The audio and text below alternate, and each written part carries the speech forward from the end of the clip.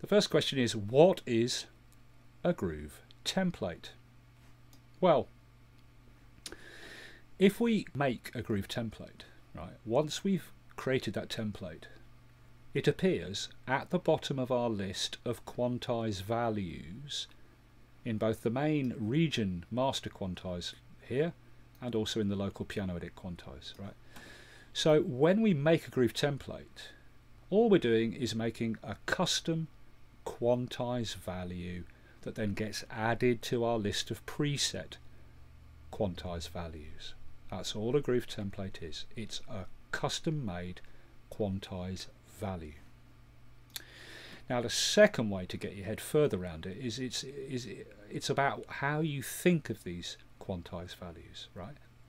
Each of these quantize values, whether it's the preset ones or created groove template ones that you create, right, each of these is in fact an invisible grid with vertical lines that we then use to force the notes that we're quantizing to those lines. So when we create a groove template, we're creating a custom quantize value, okay, which is just another invisible quantize grid. Okay, I'll show you that. Right, there's that pattern of notes that we've been using for the previous part of this quantize tutorial, right? Only I've taken that chord out now from the region, so the only notes living in this region now is this row of 16th notes. Remember that? And each one is slightly differently placed from the grid line, so we've got this kind of random row of 16 notes, each spaced apart differently, like that. And I'm going to drag down my division display in Piano Edit so there are no more divisions visible. So look, I shall quantize these notes to 16ths. So I impose that invisible quantize grid onto this row of notes here. And the notes move to line up with the vertical lines in that invisible quantize grid called 16 notes. And it's a 16th quantize invisible grid, so it's got 16 vertical lines. Now we can't see it. The notes have moved to it, but we can't see it because these are invisible quantize grids. But 16ths is a straight quantize, so I can make my division display in the piano roll background the same value, and therefore we can see the notes lining up with those invisible 16th grid lines in this invisible quantize grid that we force these notes to. And likewise, if I quantize to 12ths, again this is an invisible quantize grid, but it's a 12th quantize, so it's got 12 vertical grid lines. So I impose this 12th invisible quantize grid onto these notes and they all move. But again, 12ths is a straight quantize value, so I can set my background division display in piano roll to be the same value, and therefore we can see the notes lining up with the invisible 12 vertical lines of this invisible 12th quantize grid that I've imposed on these notes. Okay, but let me put these back to their original played in positions. There we are.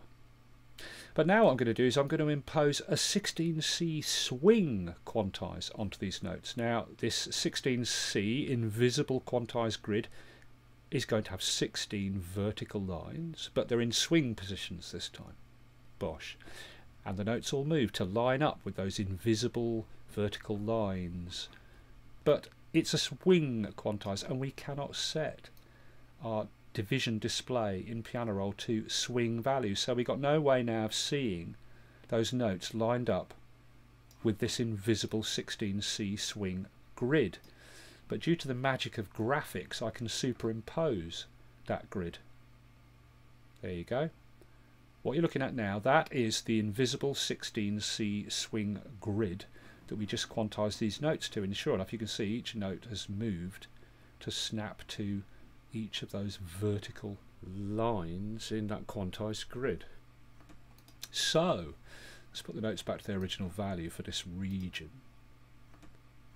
So if we create a groove template from this region, we're creating a custom invisible quantized grid, and that grid's vertical lines will be based on the number of notes in this region and the position of those notes. Now again, we won't be able to see it, but due to the wonders of graphics, I shall now impose that grid over these notes. There you go. It's based on the timing of the notes, you see, and the quantity. If we were taking our groove template from an audio region, those vertical lines would be based on the bumps that you see along this region. Okay, so there you go. You're looking at the vertical grid, the invisible vertical quantized grid that's going to be created if we create a groove template from the notes in this region. So let's do it. Let's create that groove template. So we highlight the region and we make groove template, and when we make the groove template it will take its title from the title of the region. So region highlighted, make groove template, bosh, done it. And now that groove template that we created, EXS strings 1, it's now living at the bottom of our list of quantized values. That's it there, that's the grid you're looking at there, and now we can use that custom invisible quantized grid to impose its timing onto other MIDI regions. And that is what a groove template is. It's just an invisible quantized grid.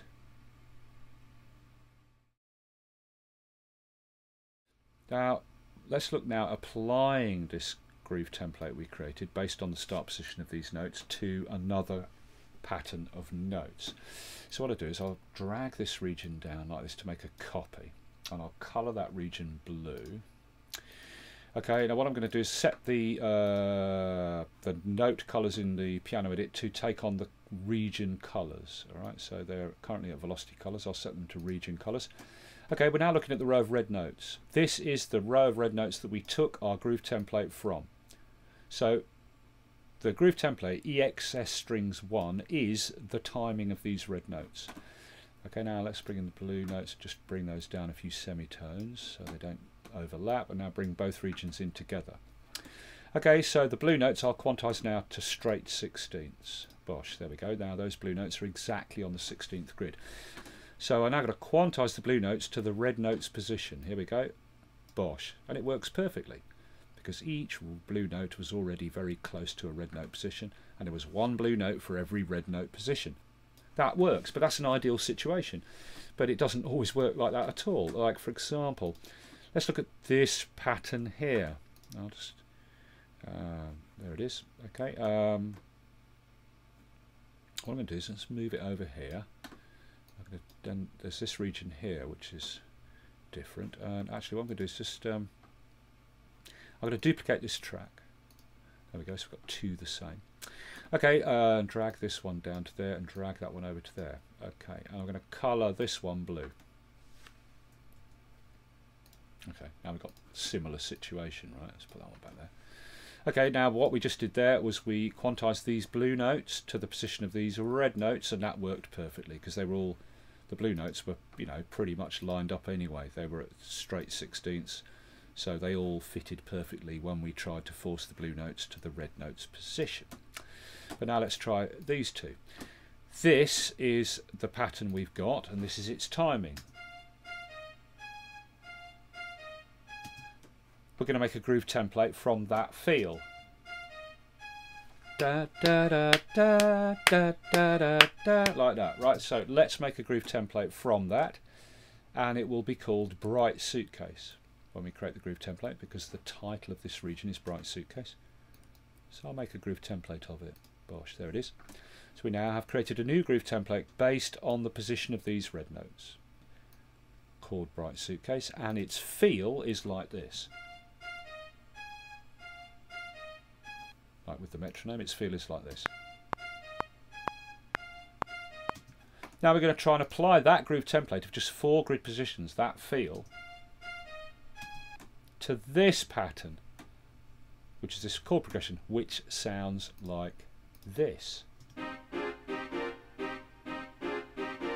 Will it work? Well, let's find out. Let's display both patterns in the same edit. Okay, so we're going to try and force the blue notes to quantize to the position of the red notes. Highlight the blue notes and apply the Bright Suitcase quantize, which is the position of the red notes. Here we go. Bosh. Well, see what happened? The only thing that moved was these 3 notes here. All these stayed put, these stayed put. Nothing happened at all. So we've applied, let me do that one more time. I've applied a quantize of the red notes to these blue notes. Here we go. Bosh. let's remind ourselves. The red notes, the feel of that groove template that we just created sounds like this. And we've applied that feel to the blue notes, and has it made them sound like that? Well, let's hear it.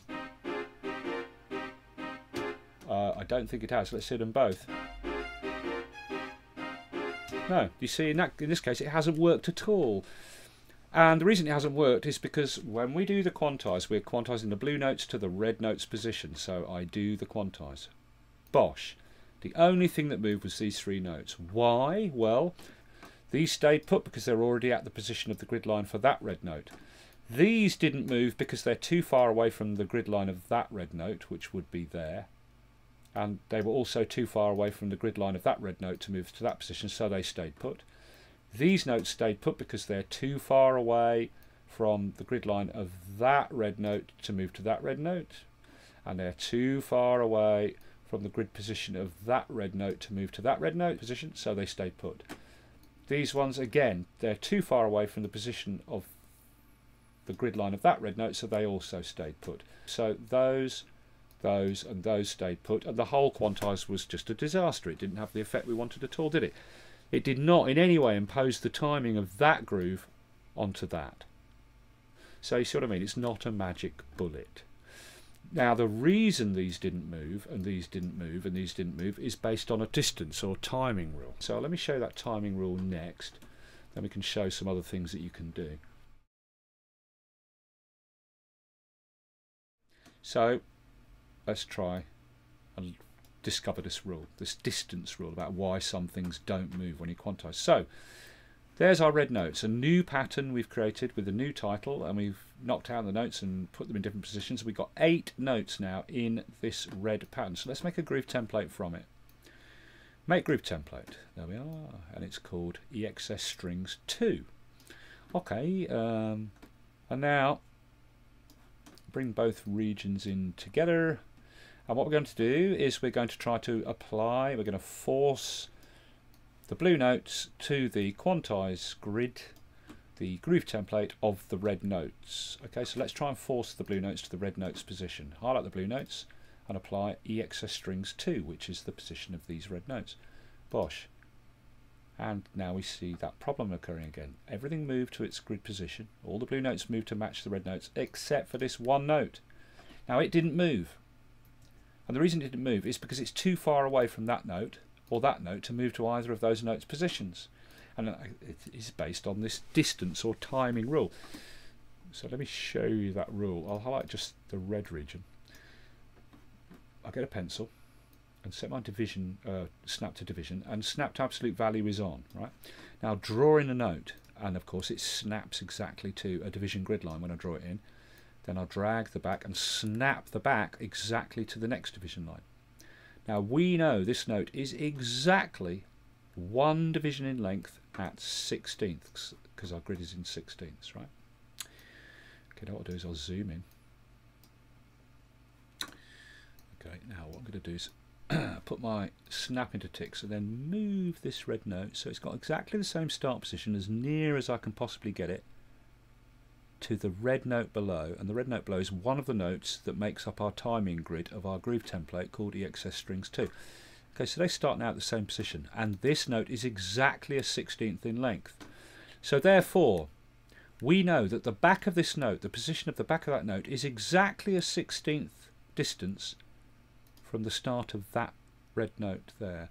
And that red note there is one of the notes creating a vertical grid line in our groove template EXS strings 2. So from the grid line of that note to the end of this note is exactly a 16th in length distance. Now let's bring in the blue notes, and of course Logic screws up my zoom completely. Thank you, Logic. Okay, highlight all the blue notes, quantize them. Sure enough, this note will not move to that red note position because it's too far away. It's further away than a 16th in distance, you see. Whereas this note here, for example, if I bring this red note over, okay, now the back of that note is exactly a 16th distance from the front of that note. Well, this blue note is well inside of a 16th, so it moves to there. And over here, this blue note is well inside a 16th distance from the start of that red note. So that moves and that moves, but this one is too far away. Okay. The end of that note is exactly a 16th distance from the grid line of that red note, and this note is outside of that distance. So I bring it in a little bit, just there, but it's still a few fractional ticks further away from the start of that red note than a 16th distance. Highlight the lot, quantize again, and still it doesn't move. But then I just bring it, just see the white line coming off vertically from the front of this note as I drag it. And that white line is starting to just overlap the big red note above, right? So now we know that this blue note is now positioned inside of a 16th distance from the grid line of that red note. And now it will quantize to that value. Bosh, now it moves because it's within a 16th distance, you see. So that's what this timing rule is, or distance rule.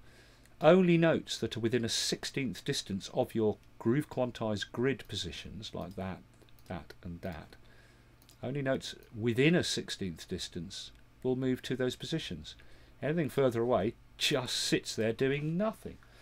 Okay, so that's one problem you get. That's one problem we get. Notes not moving. Yeah, so it's not a magic bullet. You can't just apply the timing of all these red notes to these blue notes and they'll all move to the position. They won't. If any of them are outside of a 16th distance, like now that one probably is, they won't move. You see, now that one didn't move and that one didn't move because they're too far away from any of the red notes. So it's not a magic bullet. And the other problem you can get is the same overlapping problem we got when I was showing you about quantizing 4 notes down to 12ths, where only 4 notes had to fit to 3 grid positions, right? For example,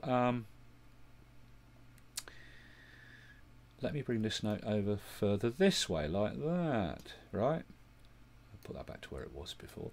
Okay, so let's quantize. Bosh, we're going to quantize the blue notes to the red notes position. And now what's happened is, well, this note and this note, now their nearest grid position is that red note. Okay, so they both move to the same grid position. So the other thing you get is the doubling up problem. Like that. What's happened is both those notes have moved to that red note's grid position. They've doubled up. So we get a gap missing in our pattern that we tried to quantize to the red notes, and 2 of the notes go to the same grid position of one of the red notes in our quantized grid, in our groove template, right? You know, and if more notes are in that situation, you know, like say, I don't know, if I was to move this, no, all of you, if I was to move this one over here like that, then probably that and that will move to the position of that red note, and that will move to the position of that red note. Probably. Let's try it. No, not quite. Alright, in that case just move this blue note just a little bit further like that. Okay, now it'll do it, I'm sure. And now 2 of them have doubled up. That one's doubled up and that one's doubled up. So you can also get the doubling up problem. Yeah, you see what I mean? It's not a magic bullet. You've got to put a bit of extra work in, you see. But it will help you to kind of bring some of the timing of your groove template taken from one row of notes or one pattern to another pattern, but it won't be perfect, except in a few odd circumstances. It'll help by bringing some of the timing to some of the notes when you apply the groove template, but you're going to have to put in a little extra work yourself, right? So let me show you a bit of that extra work. Now, what I did was earlier, I've got this drum beat down here. Okay. And it sounds like this. Now what I did was I made a MIDI pattern of just the kick and the snare. I'm going to show you how to do all this soon. I've made a MIDI pattern of just the kick and the snare of that drum loop. Okay, now these are the exact timings of those kicks and snares in this drum loop. And I made it into a MIDI pattern with those exact timings of the kick and snare in it. Now I'm going to make a groove template of this MIDI pattern. Actually, you know what, I'm going to retitle it first to something a bit more usable. Let's retitle that region and call it Hip Hop 1. Okay, right, done. Now let's make a groove template out of it. Highlight it, make groove template. So we've got a groove template of the MIDI note positions in this pattern, which are the kick and snare positions from this audio drum loop. We'll make a fresh region here. Okay, and what I'll do is I'll double click that, and all I'm going to do is just draw in a row of 8th notes. So I'll put my grid to 8ths, and down at about C2 I'll draw in 8th notes. That's it. Done. Okay, now what I shall do is let's bring this region up to there. This is, no, I don't want to move the automation data. Okay, the purple pattern is the kick and snare positions of the drum loop. The green pattern, if I bring that in as well, is the 8th notes that I just plonked in. So we're going to try and make a bass line to go with this drum loop, and the purple note positions are my groove template of the kick and the snare positions, and this is just a row of 8th bass notes I've plonked in.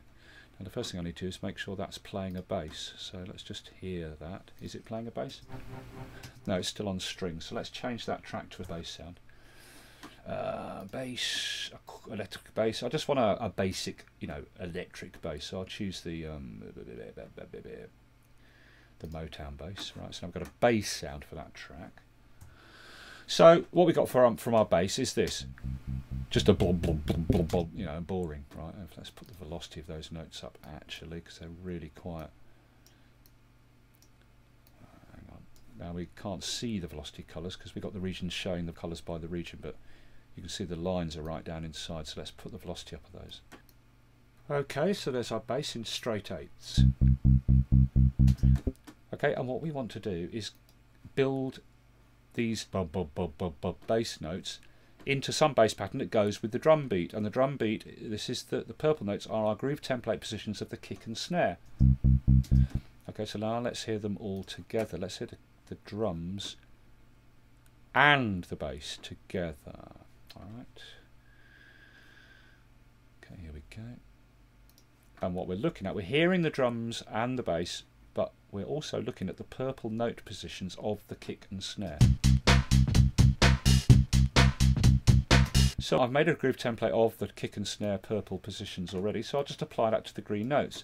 Now that won't have a magic bullet effect of dragging all the notes to the right values, but it at least will get us some of the way there. So this is how you do it. You'd apply the drum beat, the purple kick and snare positions to the green notes, and it won't have much effect. Very subtle. All that's happened is this green note has moved forward, that green note has moved back, this green note's moved back, that green note's moved forward, and that's moved forward, just to perfectly match the timing of the kick and snare. Now we get this.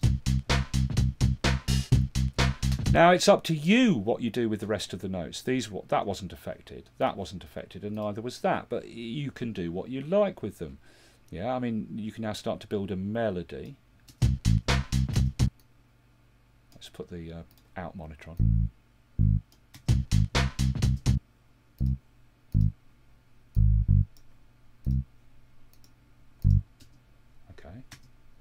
Play.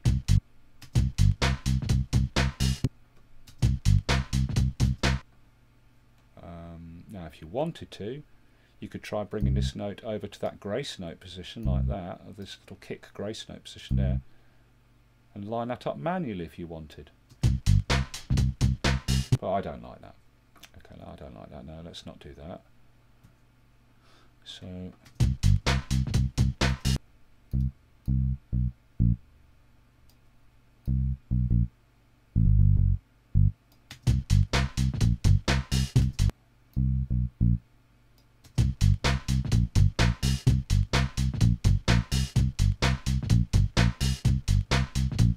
see what I mean? So it's very subtle what we've done. All we've used is the groove template from the kick and snare positions simply to bring these notes so they're right on the money with the drum beats.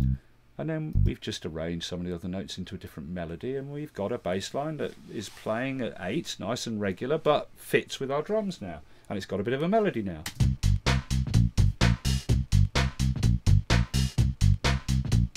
And then it's up to you if you want to change the note lengths or whatever.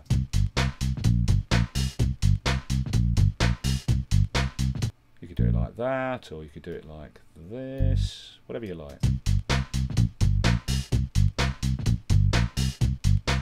So you see what I mean? It's not a magic bullet. Normally we just use these groove templates to help us bring the timing of one thing, like say these drums here, to something like the bass up here, and that's what it is. So we've covered groove templates now, you know what they are, and they can't work miracles, but they will help us to impose the timing of one thing onto another. But it's successful to lesser or greater degrees, depending on how compatible the two regions are that you're working on. In the case of these two, come on. In the case of, oh, look at that graphic bug from Logic. Come on, go away. I don't want to look at some wrinkled, horrible thing. Let's put the cycle range around it and fit it to our piano roll. In the case of these two, it worked because the blue notes could be quantized quite easily to the red note positions because they're already damn close. So that works. Okay. But in the case of when we did these, the blue notes, you know, when we made it into just 8, you know, you will get problems sometimes, like some of the notes don't move because they're too far away and things. So it's not a magic bullet. Okay, it can help you, that's all.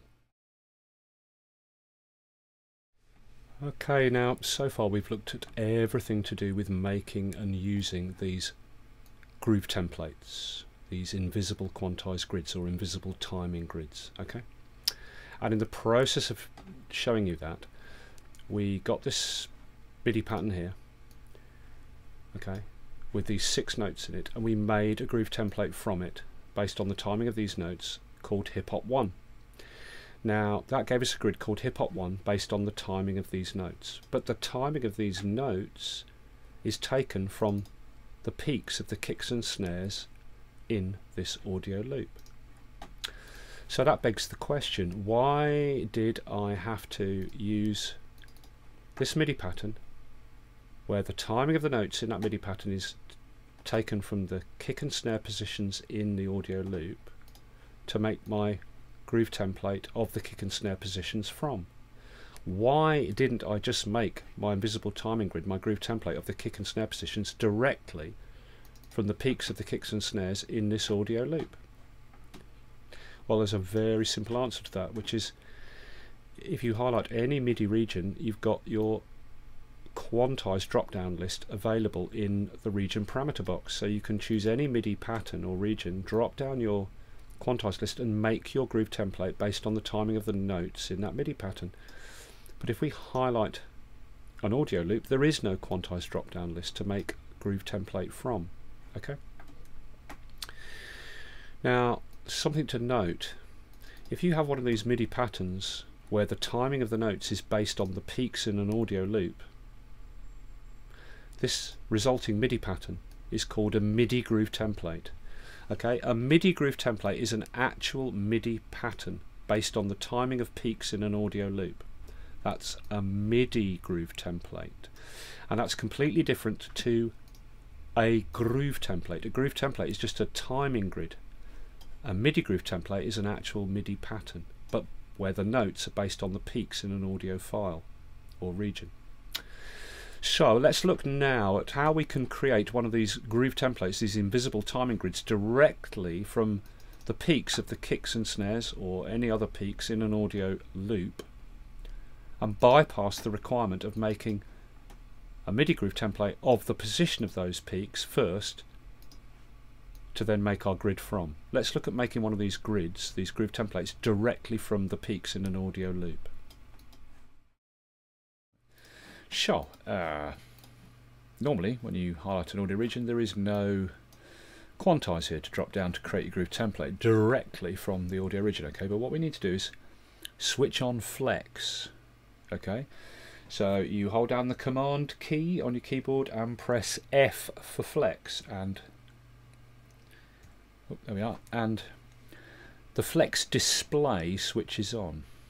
Okay, and each audio track you can see now gains this flex slot, but whilst the flex display is on, flex is turned off for every audio track. Okay, now I'm not going to get into a big flex tutorial now. We'll do a whole flex tutorial at some other point in the future, but if you would like to look at some flex tutorials, I have already done quite a few videos about flex, which you can find on the Dance Tech channel, including there's a whole tutorial on how to tidy up and correct the timing in a 8-bar guitar riff, you know, that's supposed to be playing to drums. But anyway, look, we've switched flex on in terms of the flex display is on, but flex is actually switched off for every track. So what we do is we just drop down the flex for this track with the loop on it, and it's a drum loop, so I'm going to choose rhythmic again without going into what all these mean, but for a drum loop it's best to choose rhythmic, so I choose that. And that little brrr that you saw was Logic analysing this audio region. And now we've switched flex on for this region, the audio region has greyed down, the display has changed. So let's zoom in and have a look at what's happened. Okay, look. So now we've put flex on, Logic has auto-analysed the drum loop, right?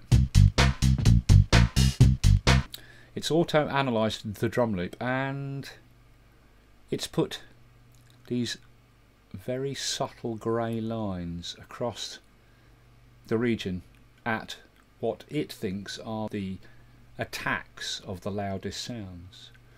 Now, it's not often that Logic gets this auto-analysis correct. Okay, and also in this case I only want to take the timing of the kicks and the snares. Okay, so I could, now that flex is on, you'll see there's a quantize menu here, and I can now make a groove template directly from this audio region. Now if I do that now, if I make the groove template, the invisible quantized grid, from this region now, the vertical grid lines in that groove template that I create, that invisible quantized grid, the vertical lines of that grid will be based on the grey lines of Logic's analysis of this audio loop. Now, as I say, we probably want to modify that analysis, those lines, before we create our groove template. I certainly do, because I don't want the hi-hats, I only want the kicks and snares. So what we do is double click on the audio region and it opens into the audio editor. And now that it's in the audio editor, the flex lines, the flex transient markers, these are called, right? They're much stronger and more visible now. Okay, so I can now knock out the ones I don't want. So I get the eraser tool, and for example, I don't want, I mean, Logic put these 2 extra transient markers across this hi-hat slice there. Don't know why it did it. Okay, but Logic seems to think there are 3. There's the initial peak of the hi-hat slice followed by 2 more peaks. I don't know why, but I'm going to knock those out with the eraser tool. Gone. I also do not want this hi-hat slice. I don't want any hi-hats, so I'll knock that transient marker out as well. Now I don't want that, because that's a hi-hat. Now this erroneous line here, I don't know why Logic put that in, but we'll get rid of that one. There's another one here. There's some little tiny blip that Logic has detected there and put in a transient marker there, so I'll knock that one out. And this is a hi-hat, so I'll knock that marker out as well. And now I've got the same thing that I had when I created this MIDI groove template the first time. Okay, I've got kick, snare, kick, kick, snare. Let's have a look. Kick, snare, kick, kick, snare. Look. And every other detection line has been removed. Okay, now you might think, oh, actually, I wonder if these lines are actually where I want them on these peaks. Maybe they're too early or too late. So what you can do is you can, if you want, zoom in like that, for example, on just this transient there. Perhaps I zoomed in too much. Like that. Now, that's the last snare hit, I think, isn't it? Yeah. Now, we might zoom in on that a bit further and think, I think Logic has detected this too early. Let's zoom in even further. Okay, or too late or whatever. And you might want to move it. Now what you do is use the pointer tool and drag that flex marker, that transient marker. But sometimes you get this thing where it seems to jump. You might be able to drag it in one way to bring that transient marker to a different position, but sometimes it will do this jumping like that, and you think, what the hell's going on? I cannot get it to be just here. It keeps jumping all the time. I'll show you what that is. If you hold down Control and click on the line, see this? Snap edits to 0 crossings. D-tick that, and it's also in the menu here. Edit menu. Snap edits to 0 crossings, so you can do it there as well. D-tick that. Then you can grab these transient markers and move them as freely as you like. So I'm going to say that that's the position of my snare. Let's work backwards and have a look. So yeah, go. You know, if you want to anyway, you can go along and just check out where these lines are. Like you might think, oh, that's slightly early, that one, so I'm going to bring that one forward a bit like that. But I mean, I'm being very finicky now. I mean, we're really zoomed in. Let's look at the very first kick drum beat there. Yeah, I could maybe bring that forward to there. Whatever. Then zoom out. Okay. And we've tweaked our markers. Now then, what about if I wanted to add a marker? Pencil tool. Drop a marker in there, say, like that. Just draw it in a line, and there is a new transient marker that I can move around. Okay, so I'll undo that. I don't want that there. Okay, so I've got kick, snare, kick, kick, snare as my transient marker detection lines.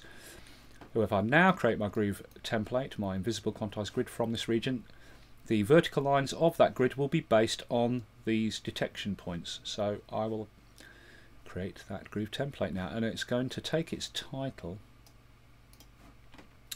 from the title of this region, which is extremely cumbersome, this title. So I'm going to rename the region, highlight the region, and double click the title.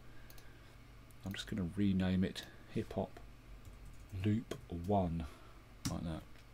Now I'll make my groove template.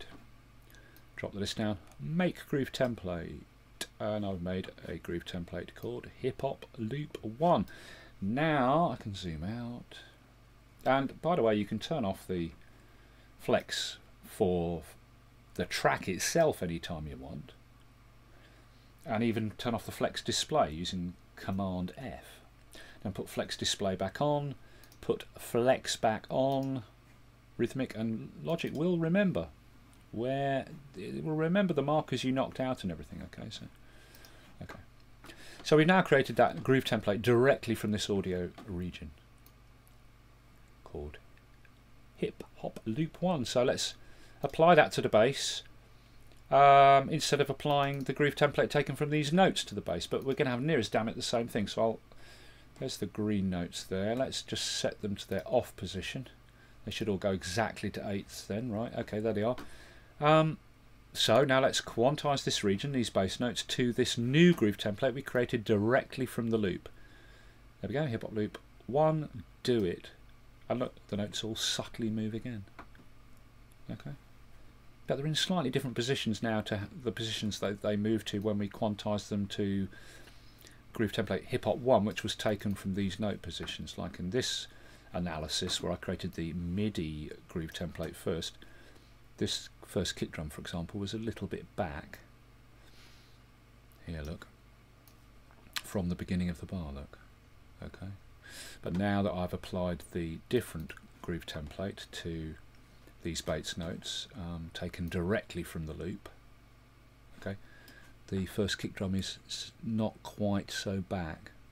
Okay, so it's subtly different timings, because the first analysis I did was done, and the first groove template I did was done by creating the MIDI region first, the MIDI groove template, then taking the groove template from the timing of those notes. So it's subtly different now, it's slightly different. But so we've applied that timing. Let's hear the bass now with this timing applied to it, taken from the drum loop directly.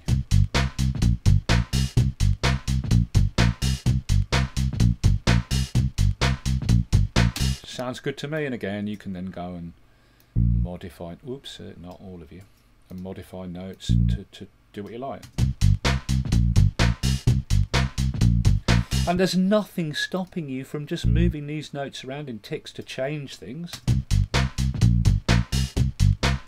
if you want to impart a slightly different feel to some of the notes, I could bring this earlier or push it later, you know. Do you know what I mean? Or make it a little bit earlier. So, you know, even after you've done your analysis and you've created your groove template and you've applied it to some other pattern to bring that in line with the drums, there's nothing stopping you from going and doing some manual tweaks and stuff like that to the position of notes, their start position, as well as changing their length and velocity and all sorts of bits and bobs like that, right? Anyway, there you have it. That's how you create a groove template, an invisible, you know, quantized grid directly from the audio loop and bypass the creation of the MIDI groove template first. All right. Sure. Right, now let's go on and look at creating these MIDI groove templates where we create the actual MIDI patterns from the drum loop, and I'll now show you how to make a perfect MIDI drum pattern from a drum loop, which you can then use to play your own drum sounds. Okay, there. Okay, so let's move on to that.